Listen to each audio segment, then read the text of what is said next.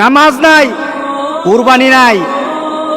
যেই ব্যক্তি নামাজ পড়ে না, যেই ব্যক্তি নামাজ পড়ে না, কুরবানি তার কোনো সফলতা আনবে না, কুরবানি তার জন্য সফলতা বয়ে আনবে না। নামাজ নাই, কুরবানি হবে না তার, নামাজ ছাড়া কুরবানি হবে না। এটাই ধারাবাহিকতা।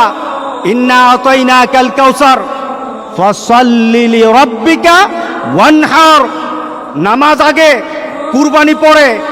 আর আমাদের সমাজে এমন মানুষ আছে নামাজ পড়ে না, কিন্তু লক্ষ লক্ষ টাকা দামের কুরবানি ছাড়ে না।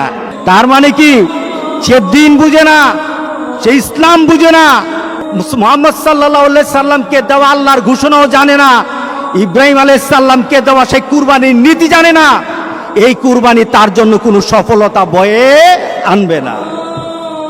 সুতরাং যারা কুরবানি দিচ্ছেন, আপনার নামাজ নাই, যারা উলামায়ে কেরাম কিন্তু বলেছেন যাদের সাথে নামাজ নাই, যাদের সাথে নামাজ নাই, নামাজি ব্যক্তি যেন তাদের সাথে কুরবানি না দেয়।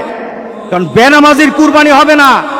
আপনার 7 নাম দিলেন, 6 জন মানুষ নামাজ পড়ে, একটা মানুষ নামাজ পড়ে না, বিপদ কিন্তু হয়ে গেছে, বিপদ কিন্তু হয়ে গেছে। কারণ 6 ব্যক্তির অংশটা কিন্তু আরেকজনের সাথে সংযুক্ত হয়ে আছে। ওই ব্যক্তির বেনামাজি হওয়ার কারণে উলামায়ে কেরামের মতামত, সব উলামায়ে কেরামের মতামত, নামাজ যার থাকে না কুরবানি তার হয় না। সুতরাং নামাজ ছাড়বো না। রাজি আছি সবাই? কি ছাড়বো না বলেন? নামাজ ছাড়বো না। নামাজ কায়েম করার পর আপনার কুরবানি, আপনার রোজা, আপনার হজ, আপনার ইবাদত, সকল কিছু নামাজকে দিয়ে মানদণ্ড করা হবে। আগে নামাজ, এরপরে সকল ইবাদত। এটাই হবে মুসলমানদের ধারাবাহিক আমলের নিয়ম। যাদের সাথে নামাজ নাই, আজকে চলুন তওবা করি। আজকে তওবা কবুল হবে, আজকে আল্লাহ মাফ করে দিবেন, আজকে আমাদের গুনাহগুলি মাফ করে দিবেন। আজকে তো আমরা এমনভাবে আল্লাহর কাছে বলবো, মাবুদ তোমার আরাফাতের ব্যক্তিগুলি আরাফাতে কেঁদেছে, এদের মনে কিন্তু সুখ ছিল না, এদের মনে কিন্তু আনন্দ ছিল না। কারণ আরাফাতের ময়দানে 10,000 মানুষ থাকে না।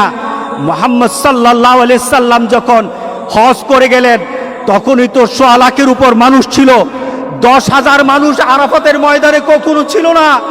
আজকে 10,000 মানুষ তারা ওই আরাফাতের ময়দানে কেঁদে কেঁদে বলেছে, মাবুদ আমরা তৃপ্ত নই।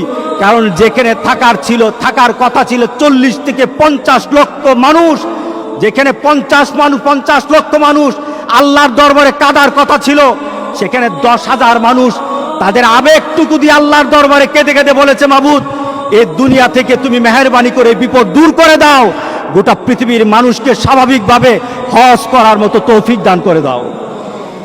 তাদের ডাক হয়তো কবুল হয়ে যাবে। আমাদের বিশ্বাস তাদের ডাকের কারণে হয়তো আল্লাহ আমাদেরকে মাফ করে দিবেন।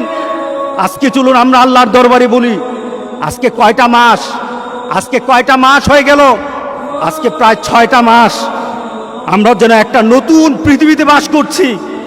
যেই নতুন পৃথিবী সম্পর্কে আমাদের কোনো ধারণা নেই।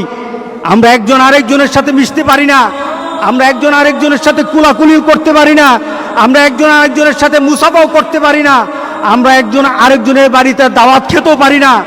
আল্লাহ সুবহানাহু ওয়া তাআলা বলেন, আমার হুকুম মান। মুসাকে যেভাবে আমি বিপদ থেকে বাঁচিয়ে দিয়েছি, ইব্রাহিম আলাইহিস সালামকে আমার কথা মানার পর যেমন কুরবানি সন্তানকে না দিয়ে আমি দুম্বা দিয়ে কুরবানি করার ব্যবস্থা করে দিয়েছি, আমার কথা মানো, আমি ঠিক তোমাদেরকে ওইভাবে একটা মর্যাদার শিখরে দিয়ে দেব ইনশাআল্লাহ। ইনশাআল্লাহ আমরা আল্লাহর কাছে এমন একটা দাবি করি, আল্লাহ আমাদের সবাইকে ওই ধরনের ঈমান এবং মানসিকতা আল্লাহ সবাইকে দান করুক। সবাই বলেন আল্লাহুম্মা।